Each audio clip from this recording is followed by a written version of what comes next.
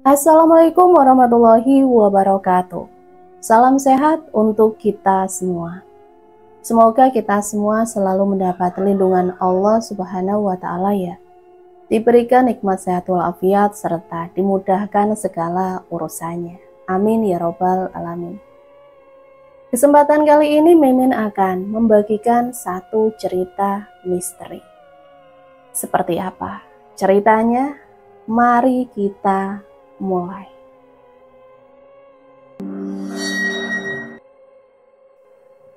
Cerita ini bermula pada tahun 1991 di sebuah wilayah di Jawa Barat, yang lebih tepatnya di kota Sukabumi. Kejadian 29 tahun silam ketika usia saya baru menginjak 12 tahun dan belum mengerti apa yang namanya hantu, apalagi berbicara mengenai mereka yang datang dari dimensi lain melalui sebuah portal pada titik-titik tertentu. Rasanya hal tersebut harus dibuang jauh-jauh, mengingat saya pribadi adalah orang yang sangat tidak percaya adanya hantu, makhluk astral, atau apalah istilahnya. Pengalaman horor yang saya alami di sebuah pedesaan yang sangat jauh sekali dari hingar-bingar keramaian kota Sukabumi.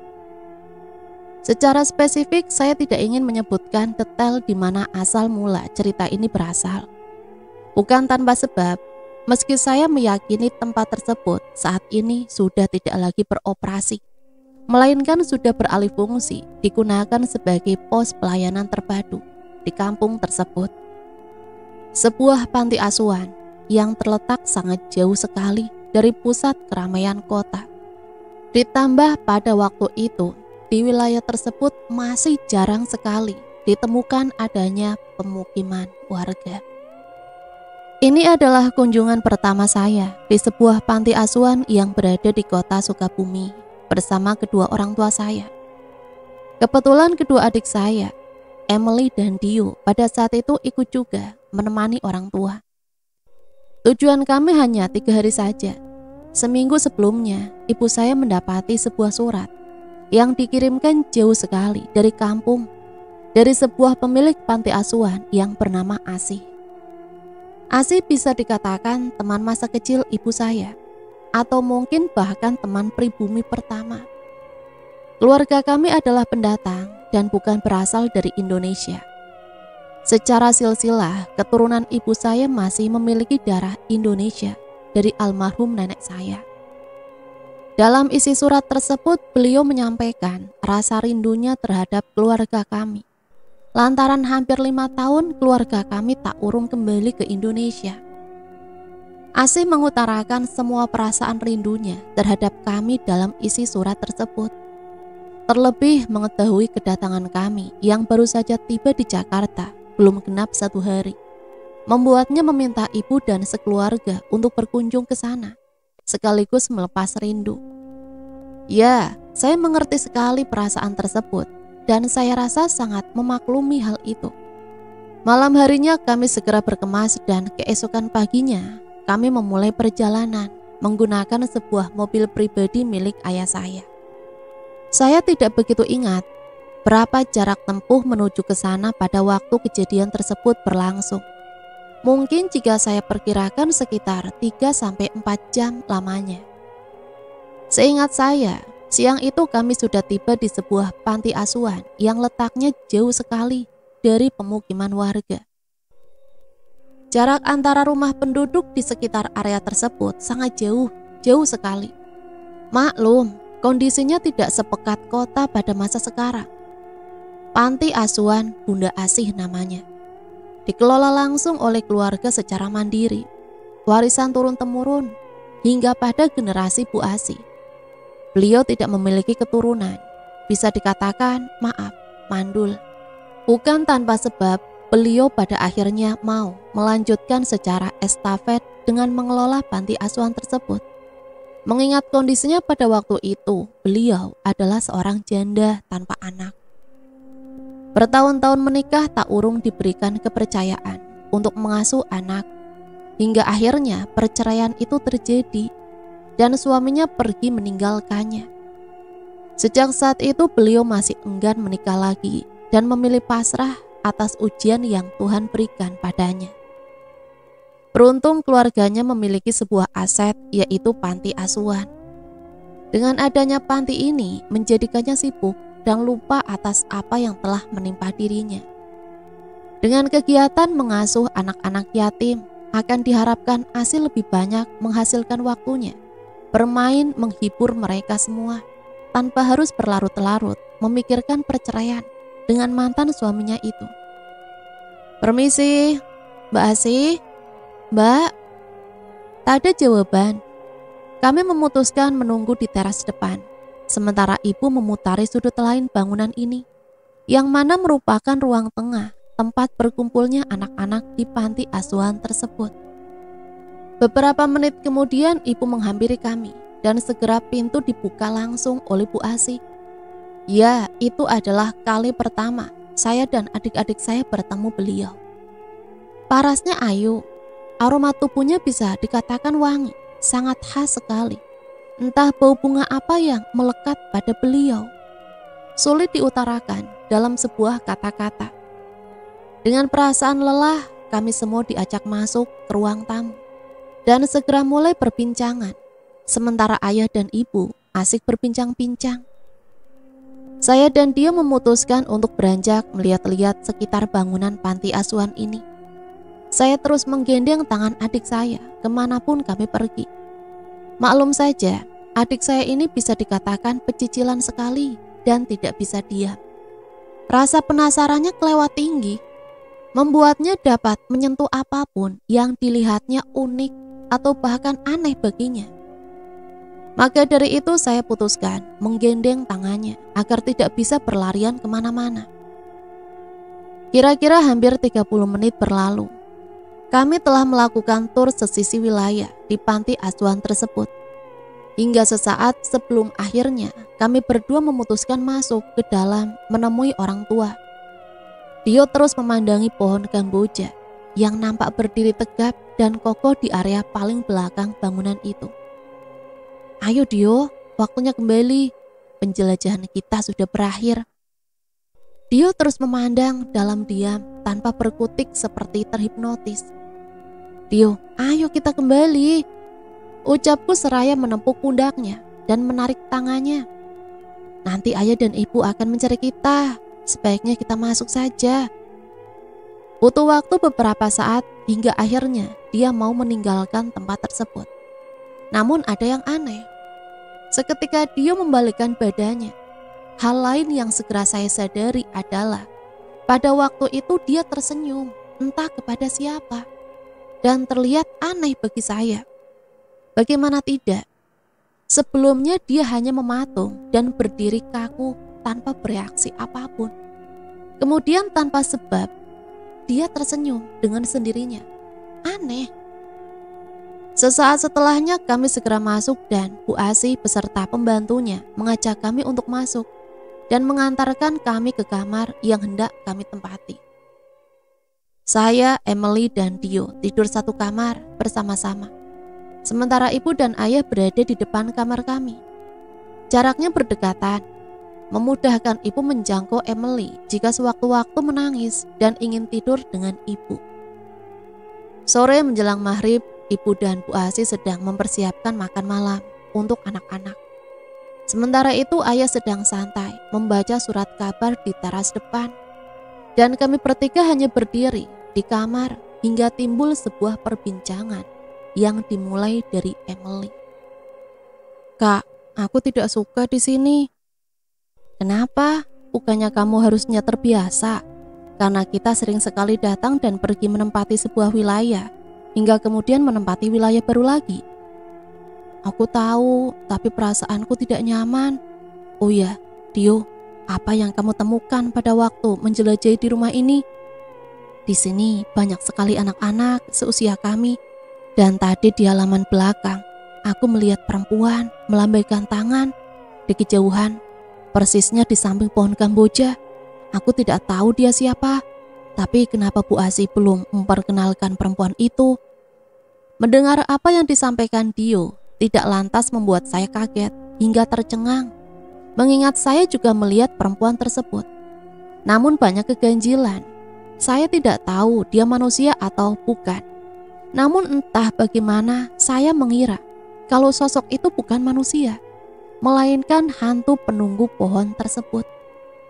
Masih belum tahu persisnya dan mengenai banyak anak-anak seperti yang baru saja disampaikan oleh Dio, membuat saya berpikir sangat keras, mengingat anak-anak penghuni panti asuhan ini tidak lebih dari 30 orang saja.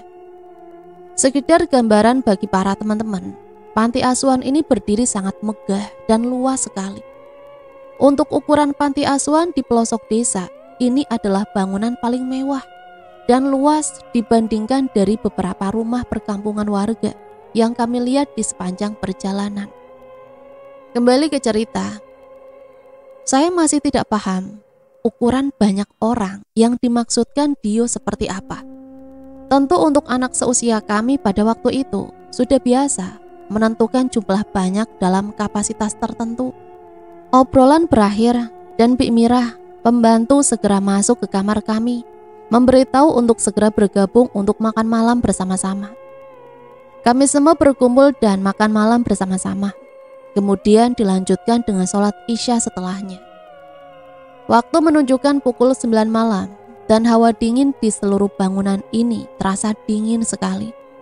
Kala itu Emily hendak ke kamar mandi, namun meminta saya untuk menemaninya. Segera saya beranjak dan mengantarkannya ke kamar mandi, yang letaknya tidak jauh, hanya melewati lorong panjang, kemudian 100 meter. Setelahnya adalah toilet. Seketika saya menunggu Emily. Dari luar saya berdiri menyender tembok. Saya merasa ada orang yang masih terjaga, sedang memandang, mengamati saya dalam diam. Entahlah, saya selalu merasa seperti itu dimanapun saya berada. Mungkin hanya sugesti saya saja. Tak lama kemudian Emily menghampiri saya dan mengajak kami kembali ke kamar. Kejadian setelah mengantar Emily ke toilet adalah pengalaman yang mungkin tak akan bisa saya lupakan begitu saja. Begitu pula kedua adik saya yang mengalami. Percaya atau tidak, tapi kami mengalaminya. Sesaat ketika kami beranjak meninggalkan toilet, kami berdua jalan bersama-sama menuju kamar dan melanjutkan untuk tidur kembali. Namun malam itu terasa berbeda. Entah bagaimana menjelaskannya. Saya merasa ada yang aneh dengan Emily. 50 meter mendekati pintu kamar. Sadar atau tidak, Emily ada di belakang saya.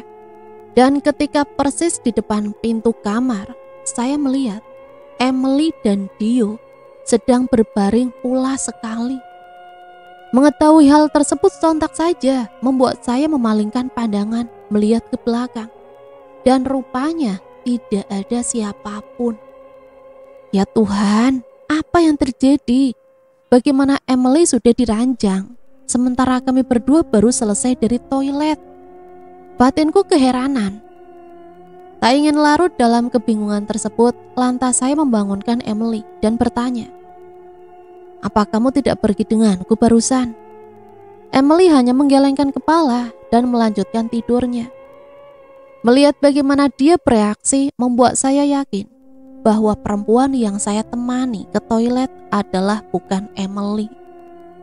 Ketika larut dalam lamunan tersebut, tiba-tiba Dio menepuk pundak saya, membuat saya refleks loncat seketika karena kaget. Kenapa diam saja?" ucapnya sambil menepuk pundak. "Ada apa dengan Emily? Dari tadi aku perhatikan kamu berdiri mematung, memperhatikan dia tidur. Ada apa? Kamu ini buat kaget aja." "Begini, ada yang aneh. Aku merasa Emily mengajakku menemani ke toilet. Tapi setibanya di kamar, aku melihat dia sudah tidur pulas di ranjang. Padahal dia berjalan di belakangku.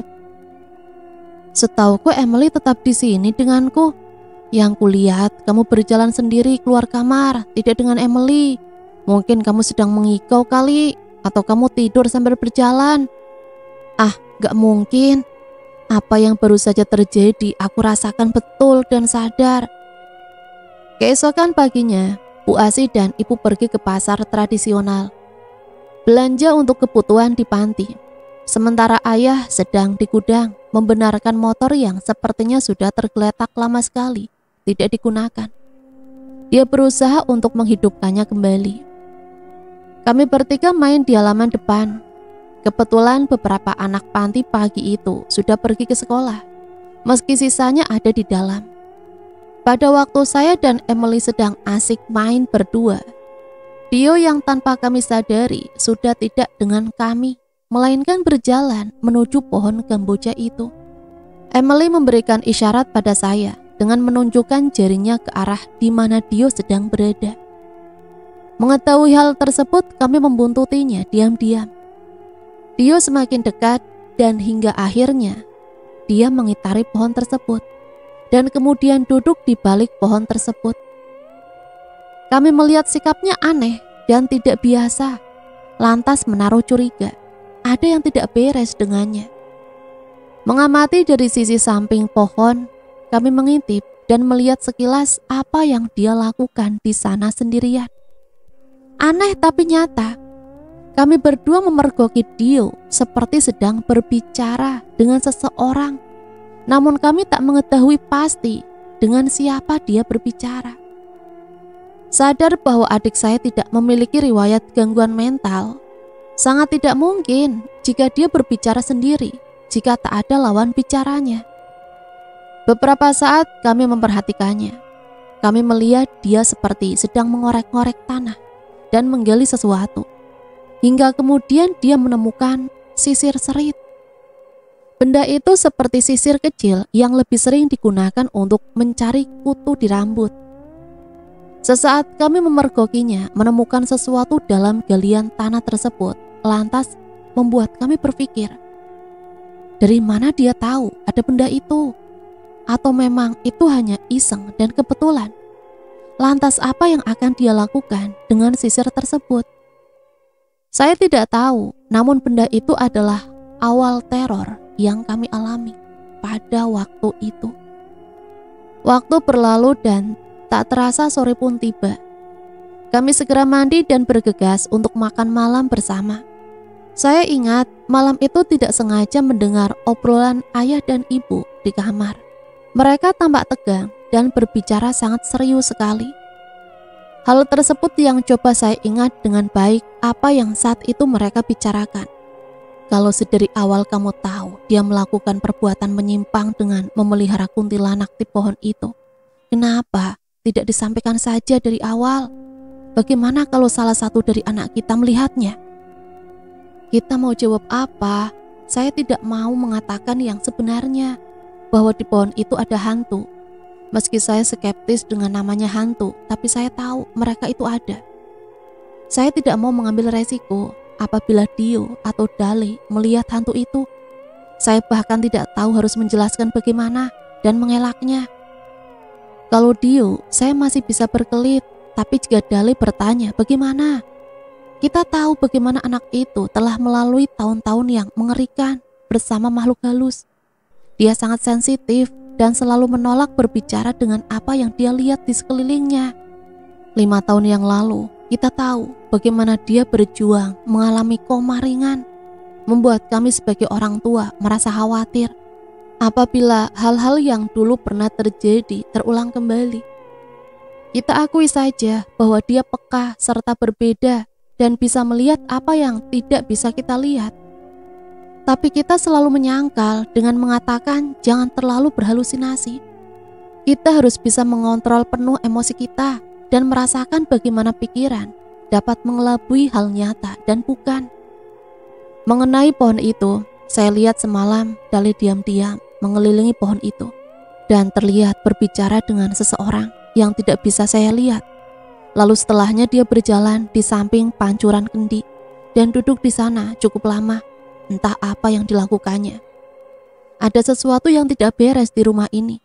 Saya tidak bisa melihat mereka, tapi saya bisa merasakan bagaimana saya tidak merasa nyaman berada di suatu tempat yang belum pernah saya singgahi. Rasanya akan berbeda.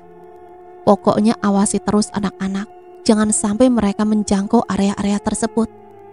Terakhir, saya tidak suka jika anak-anak bermain di halaman depan di samping ayunan itu. Asih benar-benar menguburkan anak panti yang meninggal di pekarangan ini, dan kuburan itu membuatku cemas. Sesaat saya merenungkan banyak hal yang tidak saya ketahui.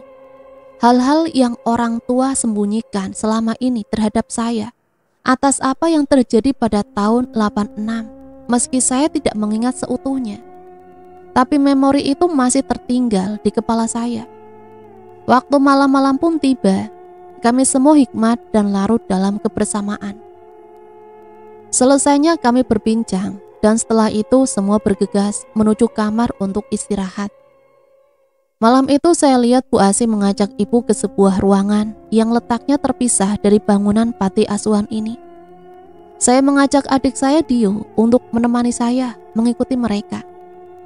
Benar saja, ada bangunan lain di belakang gedung ini yang hampir luput dari pandangan kami. Letaknya terhalangi oleh beberapa pohon dan membuat saya berpikir itu hanyalah sebuah gudang biasa. Setibanya di sana kami mengintip apa yang ibu bicarakan dengan Asih kala itu. Hal lain yang tak kami berdua sadari bahwa malam itu bisa dikatakan sebagai malam pengakuan bagi Bu Asih. Inti dari pembicaraan tersebut tak jauh-jauh dari soal pesugihan. Saya sempat tak menyangka bahwa kekayaan yang didapati dari keluarga beliau rupanya melalui jalan pintas. Bagi anak seusia saya waktu itu tidak bisa berpikir panjang mengenai apa itu pesugihan dan ritual serta resiko dan lain sebagainya. Sadar bahwa saya bukan orang pribumi asli yang mengetahui hal-hal mistis yang berkaitan dengan perjanjian setan atau iblis. Lantas saya hanya terdiam dan memikirkan hal tersebut. Saya baru mengetahui lebih dalam mengenai apa itu pesugihan dan lain sebagainya ketika usia saya menginjak 17 tahun dan lebih sering berkunjung ke Indonesia, berbincang-bincang dengan sahabat karib, berdiskusi mengenai pesugihan di sini seperti apa, bagaimana bentuk perjanjian tersebut dengan para iblis tersebut. Obrolan tersebut terdengar santai, meski yang mereka bicarakan adalah perjanjian dengan iblis. Sementara Bu Asih ingin melepaskan semuanya, meski hal tersebut belum bisa selesai begitu saja. Hingga turunan ketujuh dari anak laki-laki di keluarga tersebut sudah tidak bisa menghasilkan keturunan laki-laki. Sadar bahwa Bu Asih adalah anak ketiga dari 9 bersaudara, yang mana 3 perempuan dan 6 lainnya adalah laki-laki, dan masing-masing dari anak laki-laki memiliki keturunan dominan pria ketimbang perempuan. Jelas jauh sekali dari harapannya untuk segera menyelesaikan perjanjian tersebut sedari dini. Sangat mustahil dan meski ada sebuah resiko besar yang harus diterima. Hal tersebut tidak serta-merta membuat semua kekayaan yang selama ini didapat akan raib perlahan. Namun lebih dari itu, jika perjanjian tersebut diputus sebelum waktunya berakhir, ada kutukan yang akan dihadapi jika resikonya sudah siap diterima. Jika saya perhatikan secara seksama, nampak sekali apa yang telah dilalui oleh Bu Asih selama ini. Beliau lelah dan siap menerima apapun resikonya. Beliau nampak tak punya banyak pilihan. 2 dari pilihan yang ada sama pahitnya jika harus dipaksakan dilalui. Satu-satunya cara jika ingin terus dilanjutkan tanpa menerima resiko adalah dengan membiarkan semua seperti sedia kala, tanpa memikirkan resikonya. Berat, meski beliau lelah, namun tak ada pilihan lain. Apa yang sudah dimulai harus segera dilalui hingga usai. Jika perjanjian tersebut hendak dihentikan sebelum waktunya, resikonya sangat besar. Jika tidak mati, maka akan tetap hidup, namun dalam kondisi tidak waras atau gila permanen. Lantas kira-kira sikap apa yang akan diambil oleh beliau? Perjanjian tersebut terjadi sebelum mereka lahir. Suka atau tidak, mau atau tidak, harus tetap dihadapi. Sampai tahap ini tidak tahu bagaimana tolak ukur Sang Pencipta mengukur iman seseorang dari amalan hidupnya. Akan menempatkan umatnya untuk masuk surga atau neraka. Meskipun menjalankan ibadah taat 5 waktu beserta ibadah lain-lainnya, namun hidupnya terikat oleh perjanjian musyrik dengan bersekutu dengan iblis guna meraih kekayaan melalui jalan pintas? Saya tidak tahu. Pagi itu saya bertanya kepada ayah mengenai apa yang saya dengar dari hasil obrolan ibu dan Bu Asi semalam. Ya, apa itu ritual pesugihan? Saya baru mendengar istilah itu. Bicara apa kok ini? Sebaiknya jangan pernah menggunakan kata itu. Dan jangan bertanya mengenai hal itu kepada siapapun. Bagi orang-orang yang mendengar dan mengerti istilah tersebut, hal itu terasa seperti mimpi buruk. Tapi ayah pernah mengatakan bahwa dia memelihara kuntilanak di pohon itu. Lantas itu maksudnya apa ya? Dengarkan ayah baik-baik. Apa yang kamu dengar mengenai obrolan antara ayah dan ibu tidak seharusnya kamu pahami di usiamu yang terlalu muda ini. Kuntilanak itu merupakan perwujudan hantu perempuan, mengenakan pakaian serba putih seperti daster panjang hingga menutupi kedua kakinya. Bisa dikatakan bahwa sosok tersebut merupakan hantu atau makhluk halus, seseorang yang sudah meninggal. Sepengetahuan ayah, dari apa yang ayah tahu mengenai sosok tersebut, merupakan perempuan yang dulunya adalah seseorang manusia, mengandung bayi, namun sebelum lahir, dia meninggal, entah karena kecelakaan, pendarahan hebat, atau yang terburuk, korban teluh atau santet, yang dilakukan orang-orang tertentu yang memiliki kepentingan dan mendalami ilmu hitam. Mereka yang sedang mengandung dan meninggal sebelum bayinya lahir, biasanya akan bergentayangan dalam wujud kuntilanak. Jiwanya tidak tenang dan selalu ingin menuntut dendam jika itu korban santet. Jadi kuntilanak yang dipelihara oleh keluarga Bu Asi benar-benar mendiami pohon tersebut. Sudah, jangan dibahas lagi. Jika ibumu dengar hal ini, dia akan sangat marah dan menghukummu. Ini rahasia antara lelaki saja ya. Kamu mengerti kan?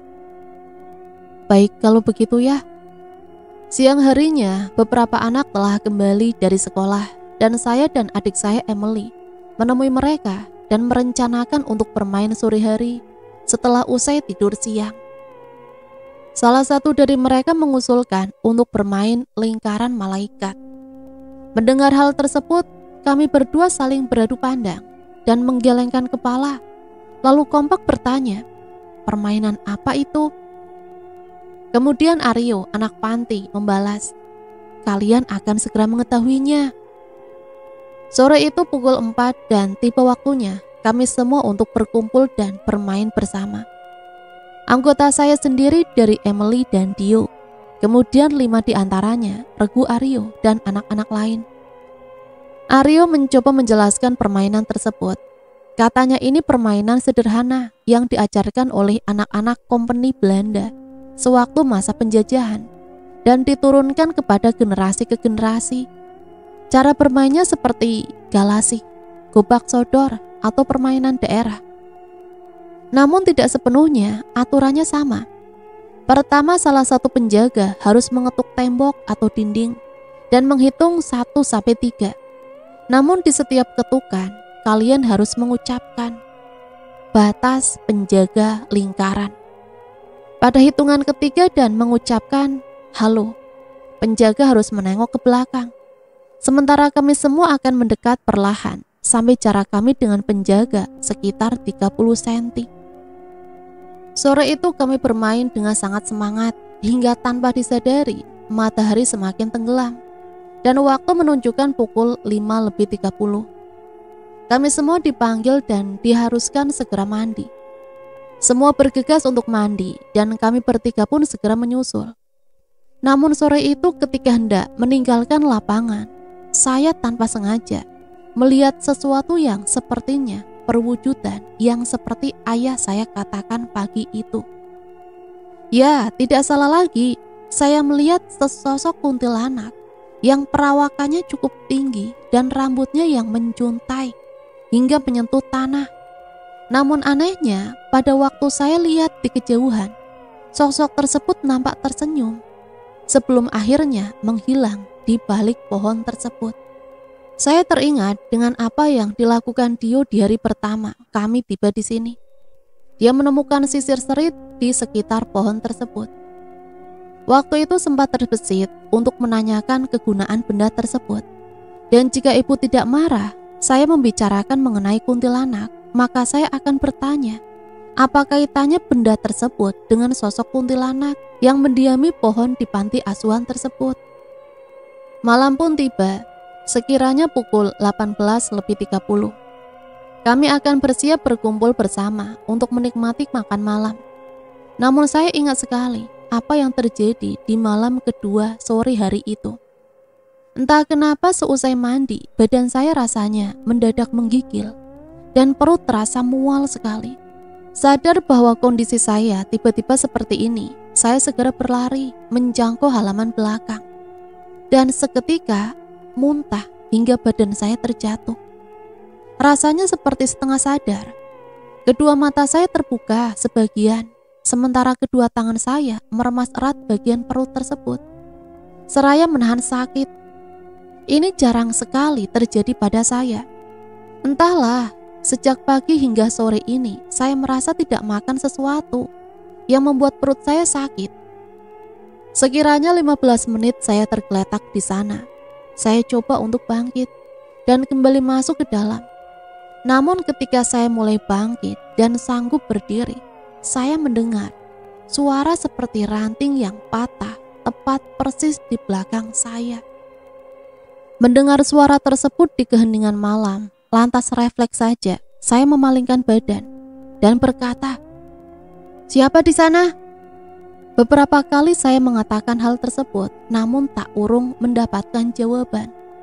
Saya penasaran, lalu saya coba dekati sumber suara tersebut di balik semak-semak pekarangan yang tanpa disadari, saya sudah berada di balik pondok kabin. Saya melihat di balik pondok tersebut terdapat beberapa drum yang berjejer dan melingkar seperti menutupi sesuatu di sana. Sebenarnya saya ingin kembali ke rumah saja, namun penasaran saya timbul lebih besar dengan sesuatu yang tertutupi oleh drum tersebut. Benar saja, saya mencoba mendekatinya dan mulai memanjat drum itu dan berjalan hingga ke bagian tengah. Saya melihat papan kayu berbentuk persegi panjang, nampak menutupi sesuatu. Saya penasaran ada apa di balik kayu tersebut.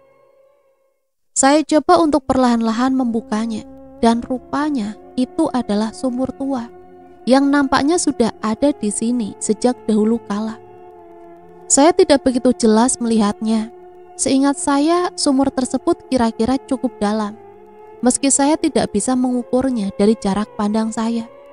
Namun yang pasti baunya sangat menyengat sekali. Terlebih banyak lumut yang melekat pada dinding sumur tersebut.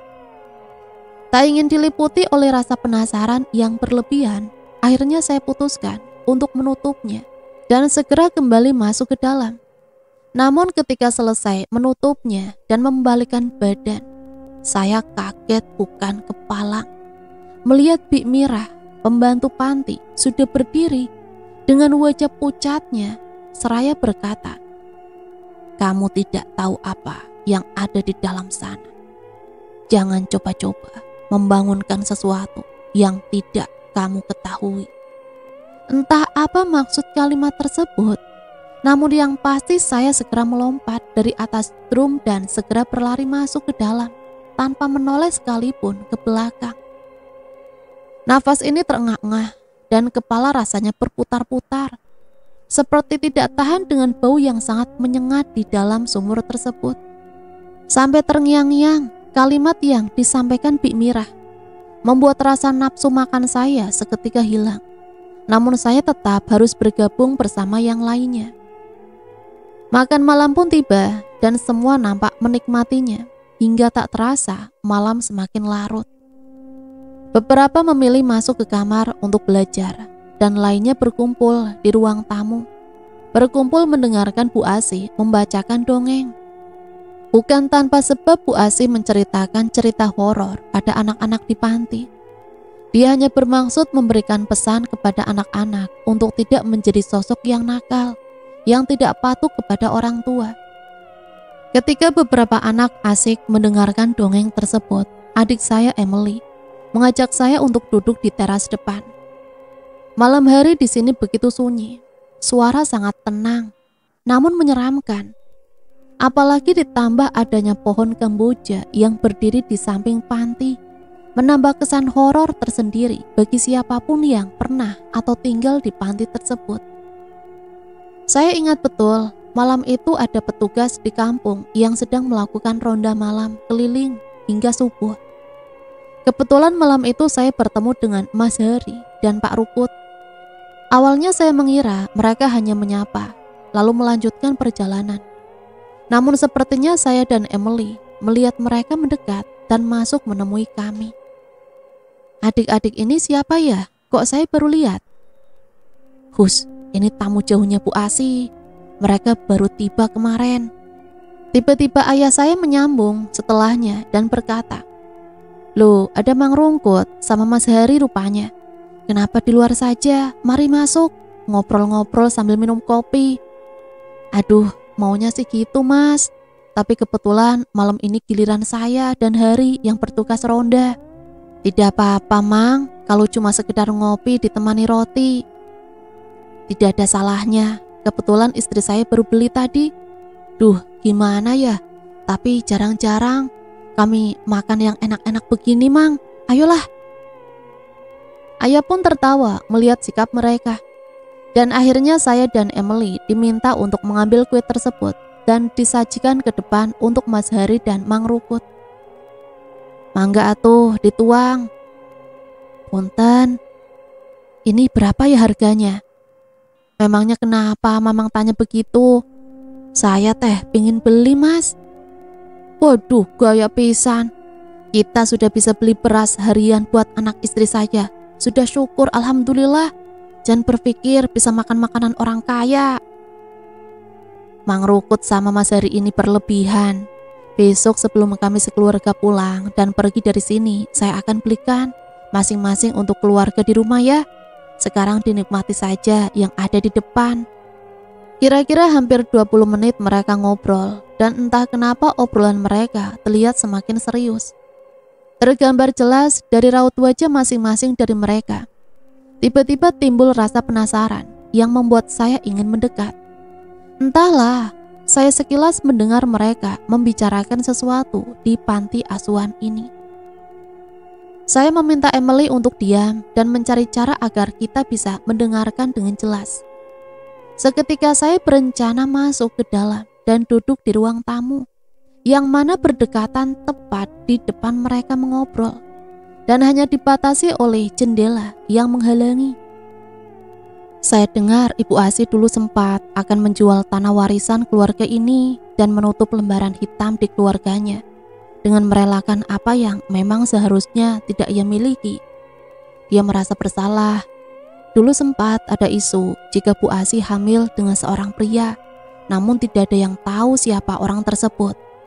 Sempat juga ada rumor bahwa anaknya sengaja dibuang, dimasukkan ke dalam sumur keramat tersebut sebagai syarat pada malam suro.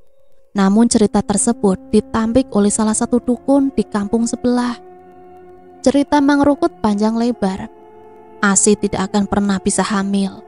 Dia hanya akan bisa melahirkan anak-anak perempuan dari keturunannya tanpa ada keturunan laki-laki yang bisa meneruskan warisan keluarga, ungkap dukun tersebut. Tambahan lainnya adalah mengetahui Asi tidak akan bisa memberikan keturunan laki-laki, membuat keluarga berpikir jika dia tidak ingin ritual meminta kekayaan terhenti, maka bagaimana caranya Asi harus diangkat rahimnya. Karena jika hal itu dibiarkan sampai dia hamil dan menghasilkan anak perempuan, maka keluarga dan keturunan kita akan dilaknat. Keluarga tidak akan membiarkan pantangan ritual itu berakhir sia-sia.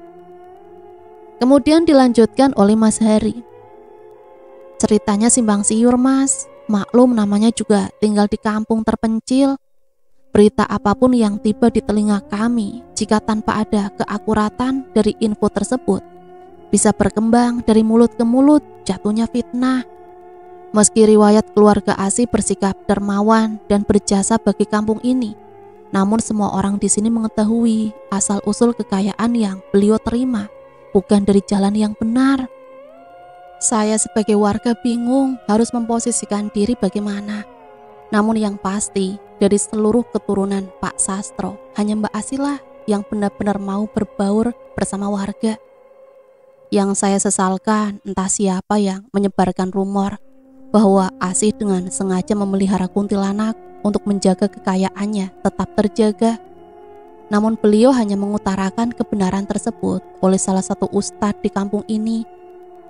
Secara utuhnya saya tidak tahu, tapi yang saya dengar berdasarkan fakta bahwa keluarganya lah yang dengan sengaja memelihara kuntilanak di pohon kamboja tersebut dengan meninggalkan penangkal sisir serit guna memanggilnya untuk bertugas jika sewaktu-waktu dibutuhkan.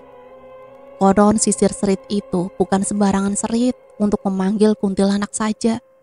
Selain dibekali dengan mantra-mantra, sisir tersebut bisa digunakan untuk mengumpulkan dan mengendalikan kuntilanak untuk tujuan tertentu. Satu hal yang pasti, itu menurut apa yang mereka yakini. Sementara kami yang mengetahui hal tersebut memilih menolak untuk berkomentar. Namun kabarnya dulu sudah pernah terjadi kesepakatan antara Pak Sastro dengan sesepuh di kampung ini mengenai peliharaannya itu. Jangan pernah ada salah satu dari keturunan Sastro yang mencoba membangunkan sosok tersebut. Jika diketahui ada yang mencoba melanggar dengan membangunkan sosok tersebut, maka tetua di kampung ini akan segera mengetahui tanda-tandanya dan tak segan-segan untuk mengutuk siapapun perempuan di sini untuk mandul, tidak punya keturunan sampai 7 turunan. Dan betapa mengejutkannya, rupanya selang 10 tahun kematian Pak Sastro, salah satu anaknya mencoba melanggar hal tersebut karena tergiur dengan kekayaan yang melimpah dan membutakan akal sehatnya serta tidak mempedulikan pantangannya. Siapa yang tidak akan mengira bahwa Bram diketahui warga setempat memang paling serakah di antara 5 saudara pria yang lainnya. Benar saja, dia dengan sengaja membangunkan kuntilanak tersebut dengan menggunakan sisir serit tersebut. Dan alhasil, tetua di kampung ini mengetahui dan murka. Setelah pantangan tersebut dilanggar, kabarnya dulu anak gadis yang usianya di bawah 17 tahun dilarang dibesarkan di kampung ini. Sebelum siapa yang membangunkan kuntilanak tersebut bersedia menebus dirinya sendiri untuk dijadikan tumbal pada malam suro untuk menghilangkan kutukan tersebut. Alhasil 5 tahun kemudian kutukan itu terhenti dan sampai sekarang belum pernah dan jangan sampai ada keturunannya yang tersisa mencoba membangunkannya lagi. 3 keturunan laki-laki dari Pak Sastro masih hidup, sedangkan 3 lainnya sudah meninggal termasuk Bram, dan 3 putrinya masih hidup kecuali Asih yang mandul tidak punya keturunan. Istri saya pernah bilang bahwa Asih diwariskan mantra penangkal dan bisa menguasai peliharaannya itu tanpa menggunakan media apapun, termasuk sisir serit oleh ayahnya. Namun dia tidak pernah mau mendalaminya, meski dia tahu bagaimana caranya. Ada beban sangat berat dan resiko yang harus ditanggung jika dia ingin melumpuhkan atau menghilangkan peliharaannya tersebut. Pertama, dia akan membiarkan tradisi keluarga dengan mengorbankan tumbal. Tidak diketahui apa tumbalnya, itu dirahasiakan. Setiap malam 1 suro, atau yang kedua, dia menggunakan mantra tersebut untuk melumpuhkan peliharaannya itu dan memutus rantai tradisi keluarganya dengan resiko dirinya akan kehilangan akal sehatnya alias gila permanen. Ucap ayah menjelaskan semua itu kepada Mang Rukut dan Mas Heri. Saya kira awalnya hal tersebut hanyalah isapan jempol belaka loh. Namun rupanya salah satu keturunannya hanya Asih yang mewarisi hal tersebut. Saya yakin Asih lebih memilih pilihan kedua meski dalam hatinya setengah bimbang. Saya percaya bahwa dia rela kehilangan semua harta yang dimilikinya, mengingat beliau adalah orang yang taat kepada agamanya. Meski jujur masih ada beberapa yang mengira bahwa Asih tak ada bedanya dengan anggota keluarga yang lainnya yang masih mendalami ilmu sesat tersebut. Ucap Mang Rungkut. Entahlah, tidak ada yang tahu pasti. Lanjut Mas Heri. Mengenai sumur di belakang, Apa benar ya bahwa dulu sering digunakan untuk ritual tumbal bayi sebagai syarat pada malam satu suro? Tanya ayah. Itu benar. Hal itu bertujuan untuk menjaga agar simpul tetap terikat. Ditambah dengan pohon kamboja yang berdiri tegap di sana, sengaja dijadikan sebagai penopang dan sebagai sarang kuntilanak tersebut. Lantas, apa sosok tersebut kerap mengganggu warga sekitar? Banyak kejadian yang sulit diterima oleh akal sehat warga di sini.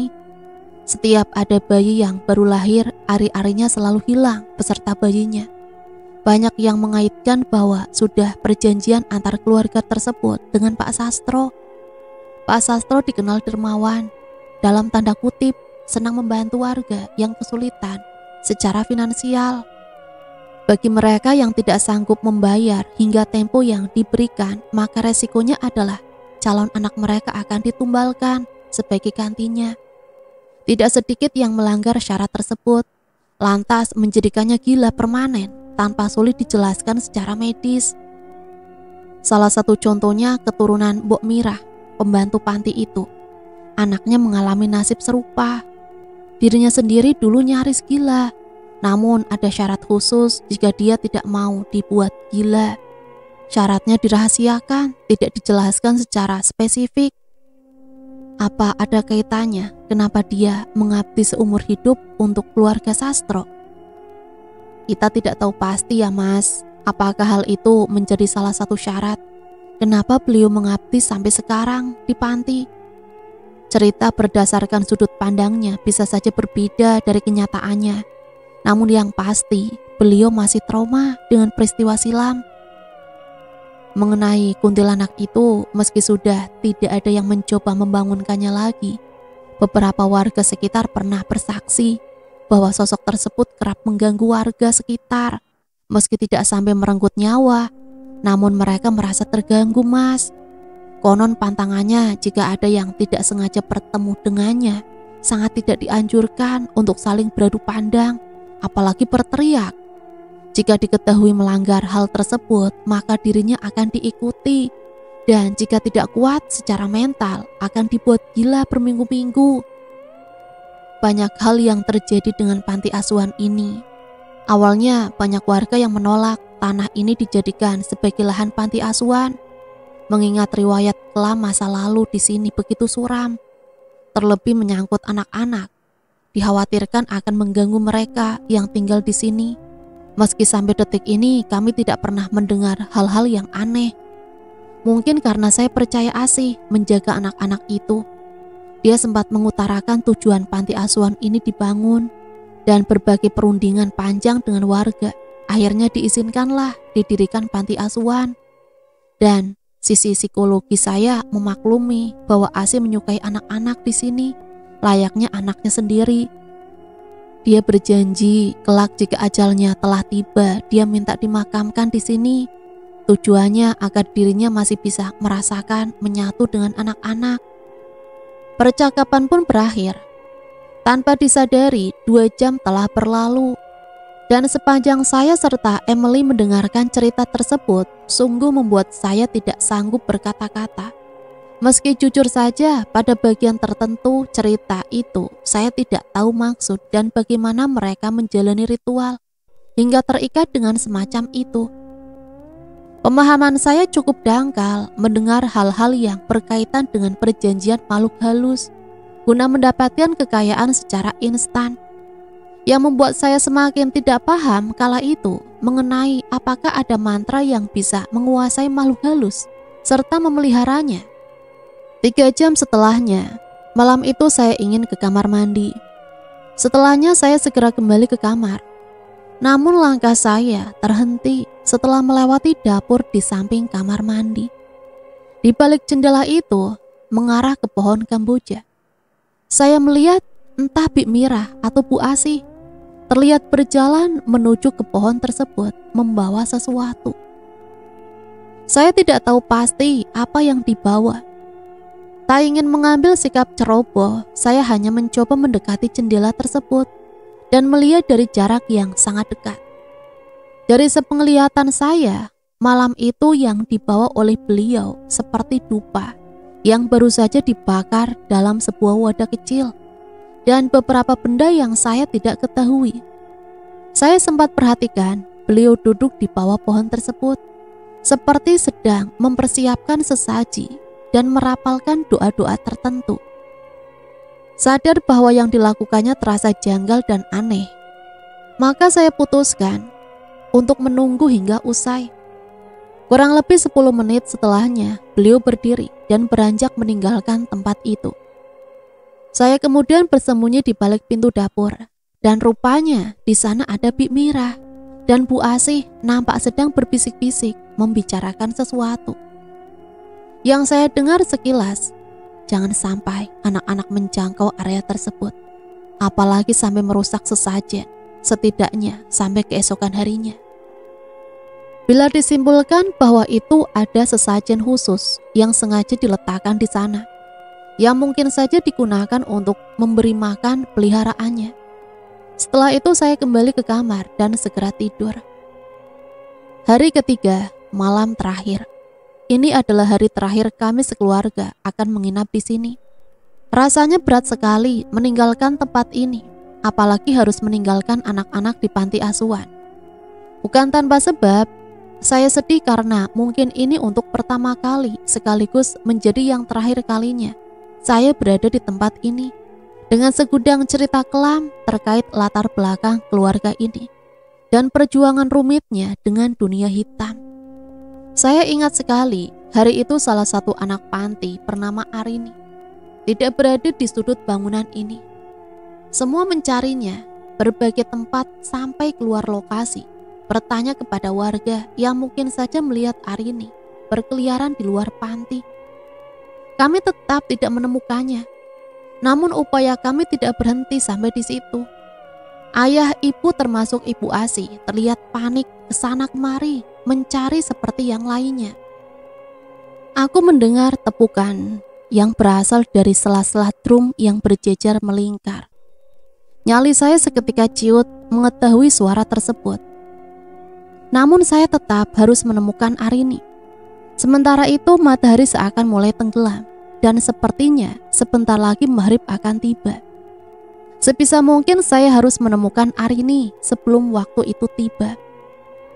Dengan terburu-buru saya membuka satu persatu tutup drum tersebut dengan tangan gemetar. Di tengah saya sibuk membuka drum tersebut, saya mencium bau busuk sekali. Jika dipikir-pikir, sumber baunya seperti berasal dari pohon kamboja tersebut. Awalnya saya ingin mengabaikan bau tersebut, namun dari arah ekor mata kanan saya bisa melihat samar-samar bahwa ada sosok putih yang sepertinya sedang berdiri di sana. Saya bisa pastikan bahwa itu adalah kuntilanak. Namun saya enggan menoleh. Semakin panik saya mencari hingga sisa 5 drum terakhir. Saya mulai mendengar suara rintihan tangis. Saya yakin sekali Arini pasti ada di salah satu dari drum ini. Dan setelah saya buka semua, rupanya kosong. Lantas saya berpikir, di mana sebenarnya Arini berada? Saya sempat terdiam dalam lamunan untuk beberapa saat. Hingga entah bagaimana saya berpikir, mungkin dia ada di pohon itu. Sementara itu saya masih memikirkan, apakah perempuan itu masih berdiri di sana? Perlahan-lahan saya coba untuk menoleh ke samping arah pohon tersebut. Semakin jelas dan semakin jelas, kuntilanak itu masih berdiri di sana. Saya sempat refleks, ingin berteriak, namun teringat dengan obrolan Mas Hari dan Mang Rungkut. Barang siapapun yang tidak sengaja melihat atau menjumpainya, jangan pernah sekalipun menatap wajahnya dan jangan berteriak. Jujur saja pada waktu itu saya tidak seberani itu. Jarak kami saat itu kira-kira kurang lebih 300 meter. Meski terlihat jauh, namun saya rasa dia dekat sekali. Saya coba beranikan tekad untuk mendekat dengan menunduk dan tidak beradu pandang dengannya. Saya hanya melihat baju putih yang mencuntai hingga ke bawah menyentuh tanah. Semakin mendekat, bau busuknya semakin tercium menyengat. Jarak kami hanya kurang lebih 50 meter saat itu. dan saya mencoba membelakangi dia. Kemudian mulai terdengar suara sayup-sayup merintih, tangis terseduh-seduh. Rupanya benar, Arini tergeletak di balik pohon tersebut sambil terisak-isak. Refleks, saya meraih Arini. Mencoba untuk membangunkannya, kondisinya lemah. Sementara kuntilanak itu persis ada di depan dengan posisi membelakangi saya dan tidak bereaksi apapun. Saya tidak berani melakukan apapun. Saya hanya mengatakan, siapapun kamu, dunia ini sudah berbeda. Jangan ganggu kami. Di sini kami hanya ingin hidup damai. Saya tidak mengganggu kamu. Saya janji akan mendoakan kamu. Tapi tolong jangan pernah menampakkan diri kepada anak-anak di panti asuhan ini. Jika tidak, Bu Asi akan membuangmu jauh menggunakan sisir serit yang tertimbun di bawah pohon itu. Sesaat setelah saya mengungkapkan kalimat bodoh itu, kuntilanak itu kemudian tertawa cekikikan. Entah memberikan isyarat apa, namun yang pasti dia tertawa untuk beberapa detik. Sementara itu saya memeluk Arini erat-erat, memastikan agar dia tidak pergi kemana-mana. Dan setelah itu, makhluk itu menghilang begitu saja. Entahlah, tapi saya bersyukur. Di kejauhan saya mendengar ibu saya berteriak memanggil nama saya. Dan semakin mendekat, ibu mendapati saya sedang menangis, berpelukan bersama Arini. Ini ibu nak, jangan takut. Iya, pada waktu kejadian itu berlangsung, saya benar-benar menangis karena takut berhadapan dengan hantu. Apalagi yang saya hadapi saat ini adalah kuntilanak peliharaan keluarga Sastro. Sulit diuraikan kenapa saya bersikap sangat dramatis kala itu. Namun yang pasti sesaat setelah kejadian itu, Arini selama 3 hari berturut-turut mengalami demam tinggi dan bisu tidak bisa berbicara. Hingga akhirnya dicarikan tetua di kampung ini untuk memulihkan kondisinya. Beliau mengatakan bahwa pada waktu weton atau tanggal lahir Arini harus disiapkan beberapa hal yang mana fungsinya untuk menangkal hal-hal buruk yang hendak menimpanya. Subuh sekiranya pukul 4:30 pagi, kami telah siap meninggalkan panti. Namun ayah dan ibu nampak terlibat percakapan yang sangat serius yang saya sendiri tidak tahu apa yang dibicarakan. Hingga saya bertanya kepada ibu mengenai kejadian itu. Beliau menolak berbicara mengenai obrolan sebelum kami pamit dari sana. 29 tahun berlalu, ibu saya sempat mengatakan pada saya saat meminta beliau mengingat kembali apa yang terjadi di panti asuhan tersebut. Di tahun 1991 lalu, beliau mengatakan, Asih yang ibu kenal memiliki banyak rahasia yang mungkin saja akan dia simpan sendiri sampai akhir hayatnya. Perjanjian hitam apapun yang terikat pada keluarganya mungkin selamanya akan melekat di tanah itu. Kejadian serta informasi sensitif pada saat kami berada di sana sebaiknya tidak perlu diumbar. Sortir dan tulislah jika memang hendak kamu publish. Namun jangan menyertakan hal-hal yang sekiranya sensitif. Dari sudut pandangmu, ayah dan ibu Mira, seperti yang ibu sampaikan, mungkin bisa saja sedikit berbeda. Karena beliau menolak cerita kepada ibu pada waktu itu.